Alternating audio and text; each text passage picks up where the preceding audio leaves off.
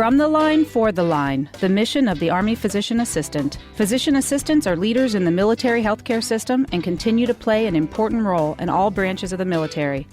I'm Lisa D'Andrea Lenell, and this is the Clinicians Roundtable.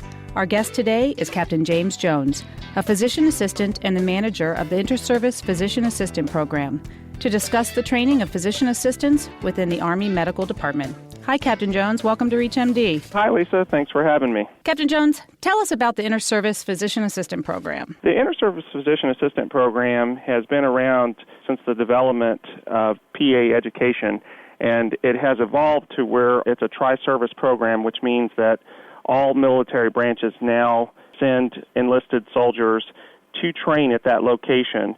And it basically is a consolidated training program at Fort Sam Houston for Phase 1, which is a didactic phase very similar to the civilian PA education model, with emphasis on military medicine in some areas of the didactic training.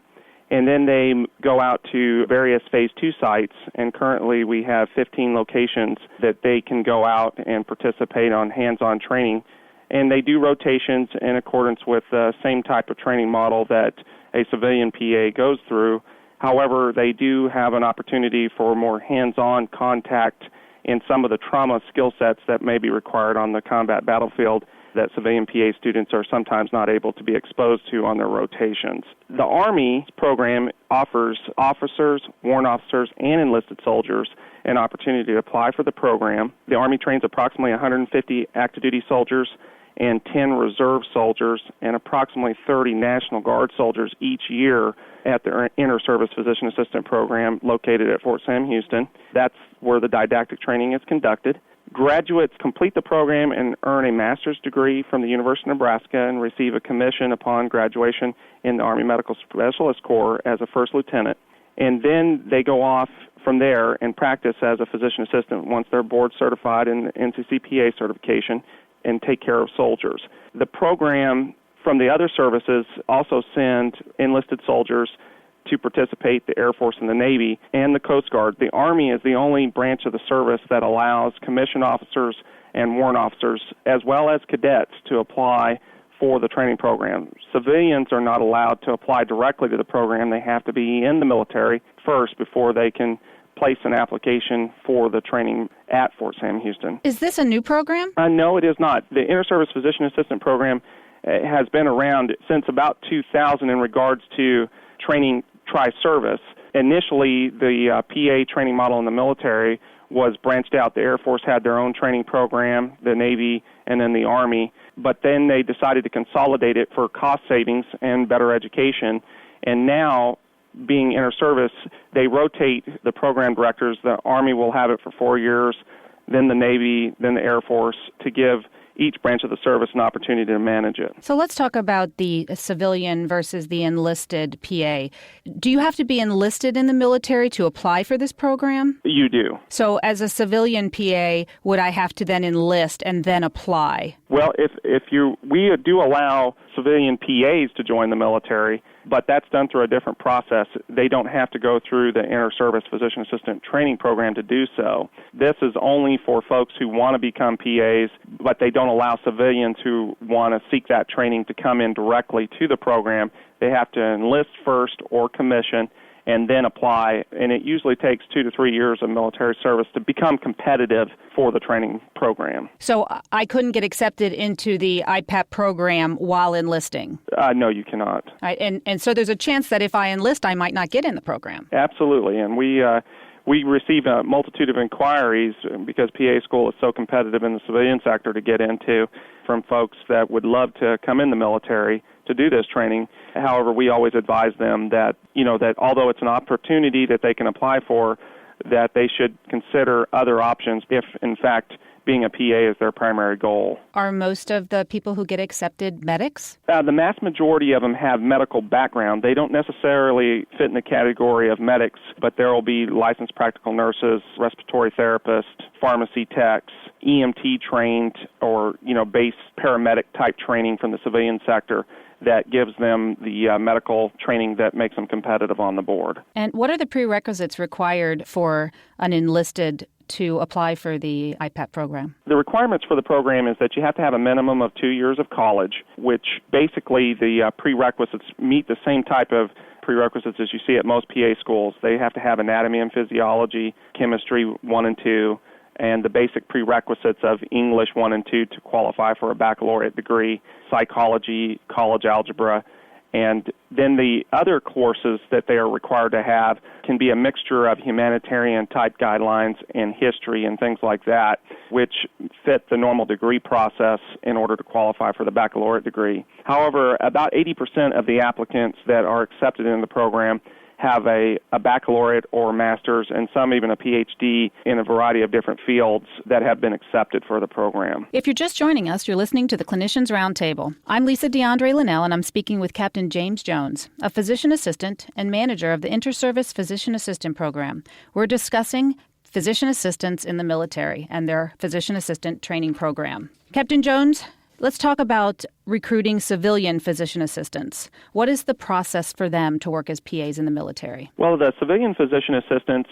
that are board certified and are already practicing that wish to join the military, they meet with a healthcare recruiter in their local area and initiate an application. They have to meet the physical standards to join the military. For example, the part of the screening process is to ensure that folks that join the military are able to deploy to Iraq and Afghanistan, so they do a health screening looking for diseases that would not be suitable, for example, diabetes, bipolar disease, conditions that could be aggravated by military training as well.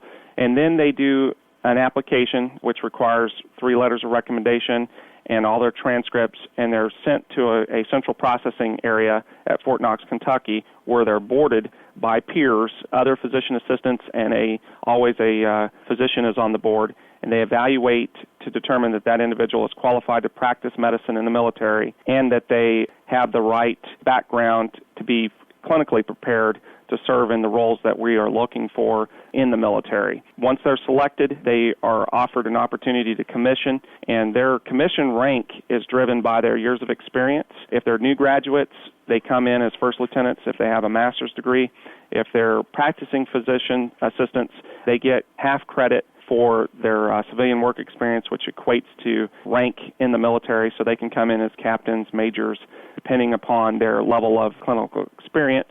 And we currently offer 2 incentive packages, one for active duty and one for part-time. The active duty option allows civilian physician assistants to come in with a $120,000 loan repayment package, which requires a 3-year active duty commitment. And then the reserves is a $60,000 accession bonus or a $50,000 loan repayment for a 3-year commitment. Or they can combine them to get a $60,000 accession bonus and a $50,000 loan repayment to join the reserves for a 6-year commitment. Do the civilian PAs need to have at least a bachelor's degree, or can an associate's degree get them in? No, they have to have a minimum of a bachelor's degree. It does not have to be in PA studies, but they have to have the bachelor degree in order to qualify for the commission. And what percentage of the civilian PAs continue a career with the military after their commitment has been reached? Well, this is a new area for the Army. In 2006 was the first year that we've actively started recruiting civilian physician assistants to join our team. And since then, we've had 214 civilian PAs join the military. This year, 43 of them were eligible to leave, and to date, we have not had anybody submit a resignation letter. But we suspect, based on the normal trends, if you look in the past years, that generally about 50% civilian accessions leave the service at some point before 6 to 10 years and go into the civilian sector and practice. Many of them join the reserves to finish up their retirement, but we really don't know what the trend will look like for the coming years. We hope many of them will stay on board. How does the training of a PA in the military transfer over to civilian life? It's exactly the same training model, so I don't think that there's a big difference in really the didactic education that the civilian PA student receives that varies from the military. I think the big difference comes in is some of the hands-on experience that our military PAs receive that you may not experience in the civilian sector. For example, a multitude of intubation experiences, chest tubes, cut downs, things like that you may not experience in a normal ER fast-track setting that you would get while deployed and within the military structure. So in the civilian world, we're asked every day, what is a PA? PAs are very well respected in the military. And how do you think the role of the PA is different in a civilian world versus the military? I think this is an easy question to answer, and it boils down to the fact that the military PA's primary role is to train the combat medics in order to prepare them to do their job when they're deployed forward with the soldiers. And that's their major difference between a civilian PA and a military PA, is that responsibility relates to the quality of care that is going to be received by a soldier that's injured in a deployed setting. And if they are not efficient at that training, then those medics aren't prepared to do their jobs. And it equates to whether people are able to return home after being hurt. And we've done a great job, and we're really proud of the PAs that have trained those medics. And if you look at the wound rates and the death rates for those that have been injured, they're drastically reduced in today's Army compared to Vietnam, World War II. And that's directly related to the training that our PAs provide to combat medics. Well, the demand for the PAs in the military has varied through the years. And with the ongoing conflicts in Iraq and Afghanistan, has the need for PAs increased? Absolutely. In fact, that's what drove the requirements to start recruiting civilian PAs in 2006. Prior to the war, we had a requirement for approximately 450 PAs to meet the requirements for a peacetime Army. Today's requirements are double that, and they continue to grow. There's a continual need and desire to have physician assistants work within the military units. Many of the units that did not previously have a direct physician assistant assigned to them have now been restructured and are required to have that medical asset with them, which shows the level of understanding of how we provide medical care and our importance to the Army's healthcare team, and what we do both in peacetime and war efforts have been dramatically changed over the last 7 years. Have you found that more PAs have retired given the recent conflicts? Absolutely. That has been a big challenge for the military, is that, when you retire with 20 years of military service, you're eligible to draw 50% of your retirement pay with full medical and dental for the rest of your life, and it becomes very attractive for them to look at taking on a civilian job, creating a secondary retirement, since they have this huge benefit package. So it is a challenge for us once somebody hits 20 years of service to retain them. And the military has done a few things recently in the last 2 years to actually attract that population to stay on board. They're offering a $25,000 a year retention bonus for that group, and actually applies to other PAs as well, but the target audience is those that are eligible to retire. We would like to thank our guest, Captain James Jones, and all of the military medical professionals for taking care of our American heroes. I'm Lisa D'Andrea, and you're listening to the Clinicians Roundtable on ReachMD XM 160, the channel for medical professionals. Please visit our website at reachmd.com, which features our entire library through on-demand podcasts. And thanks for listening.